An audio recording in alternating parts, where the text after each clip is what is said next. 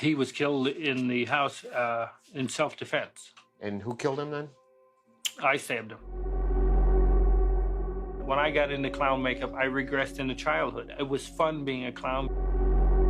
Clown at a child's birthday party, making balloon animals, telling jokes, bringing smiles to everyone. A man everyone seems to know and like.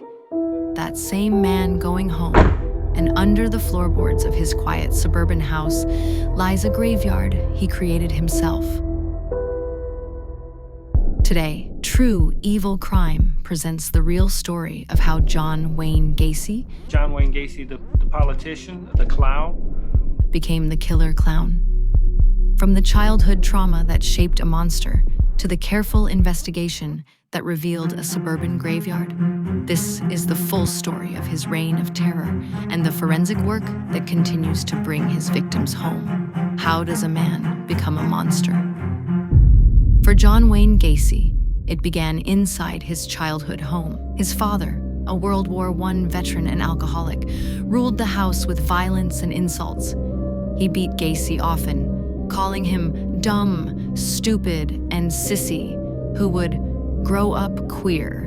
No matter what he did, he could never earn approval. But Gacy carried another secret, an even darker trauma he never shared. When Gacy was just 7, he experienced abuse at the hands of a family friend. He never spoke of it. Too afraid his father would blame him, his mother tried to shield him, but nothing could erase the shame, anger, and confusion that grew inside him. A weak heart stopped him from joining sports, and blackouts put him in hospitals for nearly a year between the ages of 14 and 18. Instead of care, his father accused him of faking everything, leaving Gacy feeling trapped, unwanted, and alone. But a traumatic childhood alone doesn't make a killer. The real question is, when did Gacy's hidden struggles twist into cold, deliberate acts of violence against others? His criminal behavior began in his 20s.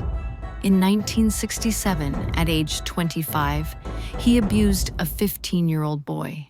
When confronted, he denied it and even failed a polygraph test, showing his manipulative nature. He then paid someone to assault the boy to silence him, but the attempt failed. In 1968, a psychiatric evaluation diagnosed him with antisocial personality disorder, but found him competent for trial.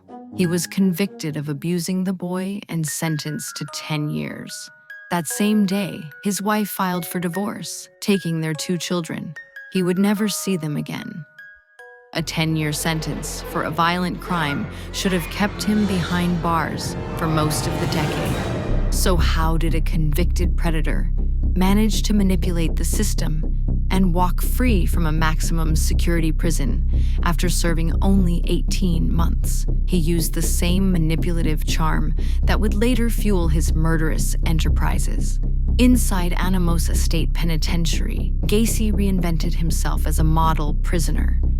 He became head cook, expanded the inmate JCs from 50 to over 600 members, and even led projects to improve prison life, like building a miniature golf course and securing pay raises for fellow inmates. He earned his high school diploma, and in return for this carefully crafted image, Gacy was granted parole on June 18, 1970. After serving just 18 months of his 10-year sentence, he was free, his violent past hidden behind a carefully crafted mask of rehabilitation. But what exact moment pushed this paroled predator over the edge into murder? And during that first kill, what dark realization did Gacy uncover about himself? On January 3rd, 1972, Gacy committed his first murder. The victim was 16-year-old Timothy Jack McCoy, whom he claimed to have picked up at a bus station. Gacy later insisted he stabbed the boy after believing he was under threat, but the chilling truth was revealed afterward. He admitted feeling immense gratification from the act of killing itself. That moment became the turning point for his future crimes, establishing a horrifying pattern of sadism and murder. His first kill was just the beginning. But how did Gacy change his methods to become a careful, repeat killer who targeted dozens of victims without anyone catching on? He soon developed a consistent routine. Through his construction business, PDM Contractors, Gacy offered young men and boys jobs and brought them back to his ranch-style home. There, he would convince them to put on handcuffs, pretending it was part of a magic trick. Once they were restrained, he assaulted and tortured them before killing them, most often by strangulation with a rope. After his second murder, he began gagging victims with rags or their own underwear, both to silence them and to prevent fluids from staining his property. Each step revealed just how calculated and methodical he had become. As the body count grew, especially between 1976 and 1978, when he killed at least 24 victims, how did he manage to dispose of so many bodies from a quiet suburban home? He turned his own property into a mass grave. 26 of his victims were buried in the crawl space under the house. Gacy even tricked some of his employees into digging their own graves. One victim, 17-year-old Gregory Godzik, told his family he had been asked to dig trenches for some kind of tiles in the crawl space. Those trenches were actually grave, meant for future victims, including Godzik himself. Another employee, John Butkovich, was killed after demanding back pay and buried under the garage floor. While secretly turning his home into a tomb, Gacy was building a very public and beloved persona. How did he create the alter ego that would earn him his infamous nickname and provide the perfect cover for his crimes? In late 1975, at the peak of his crimes, Gacy joined the Jolly Joker Clown Club. He created two personas, Pogo the Clown, cheerful and playful, and Patches the Clown, more serious. He designed his own costumes, painted his own makeup, and performed at parties, charity events, and even children's hospitals, usually without pay. Gacy later said that becoming a clown let him regress into childhood, a psychological escape from reality. Combined with his position as a local Democratic precinct captain, this public role gave him a sense of respectability that made him seem the last person anyone would suspect of being a killer. He was both a respected politician and a beloved clown. For years, this perfect cover kept suspicion at bay, but then he made one crucial mistake. The single misstep that would unravel his entire murderous empire. The beginning of the end came on December 11th, 1978, with the disappearance of 15-year-old Robert Piest. Unlike many of Gacy's earlier victims, Piest wasn't a runaway. He was a well-liked student from a close family who immediately reported him missing.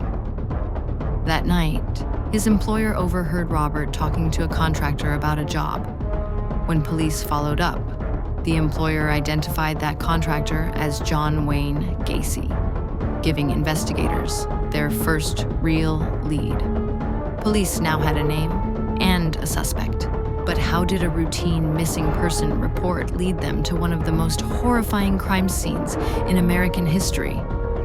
During their first search of Gacy's home on December 13th, investigators found several suspicious items, including handcuffs and police badges, and most importantly, a pharmacy receipt belonging to Robert Piest. With this discovery, police placed Gacy under 24-hour surveillance. Strangely, he even tried to befriend the officers tailing him. Then, on December 21st, after his arrest on an unrelated charge, investigators conducted a second search. This time, noticing disturbed soil in the crawl space, they uncovered the first set of human remains. Confronted by investigators with the discovery of bodies under his home, Gacy could no longer hide behind lies. But what did he do next? Did he insist he was innocent, or did he finally reveal the full scope of his crimes?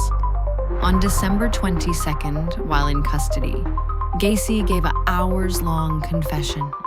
He even referred to himself in the third person, blaming an alternate personality he called Jack. Still, the details were undeniable.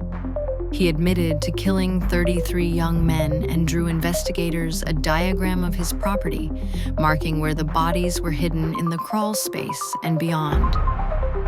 With a confession and a house full of bodies, the trial was set to be a media sensation.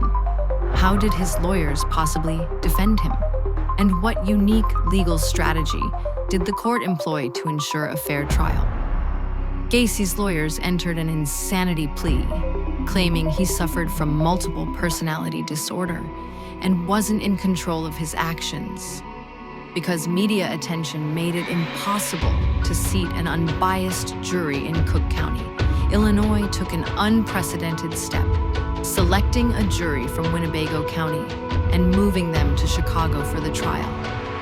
The prosecution, however, presented an overwhelming case, supported by forensic evidence and testimony from Gacy's own employees about his predatory behavior. An insanity defense is a high-stakes gamble. How did the prosecution dismantle this claim and prove that Gacy was not a man who lost control, but a cold, calculating, and organized predator? Psychiatrists for the prosecution diagnosed Gacy with severe antisocial personality disorder, but testified he was sane and fully aware of his actions.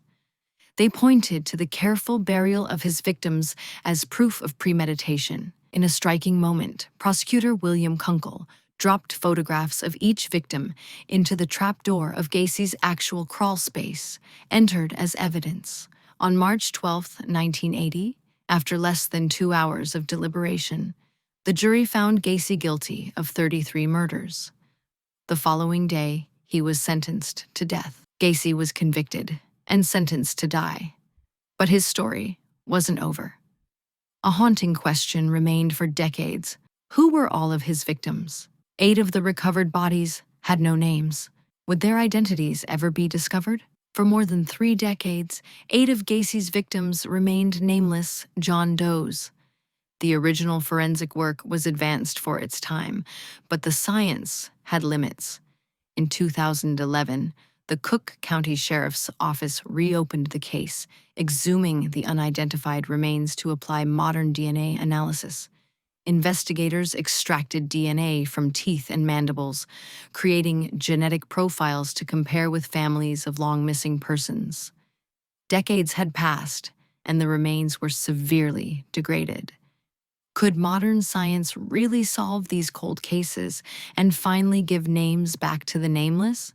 Yes, it could. The renewed effort led to 3 successful identifications: William Bundy in 2011, Jimmy Hackinson in 2017, and Francis Wayne Alexander in 2021, finally bringing a measure of closure to their families. On May 10, 1994, John Wayne Gacy was executed by lethal injection, remaining defiant and without remorse to the end. His legacy is one of profound cultural impact, forever cementing the evil clown trope in horror, from Stephen King's It to Poltergeist. As of 2025, 5 of his victims remain unidentified, a final, haunting testament to his evil and a continuing mission for investigators. His case serves as the ultimate chilling reminder that the most monstrous evil can be hiding right next door, concealed behind a neighborly wave and a painted smile.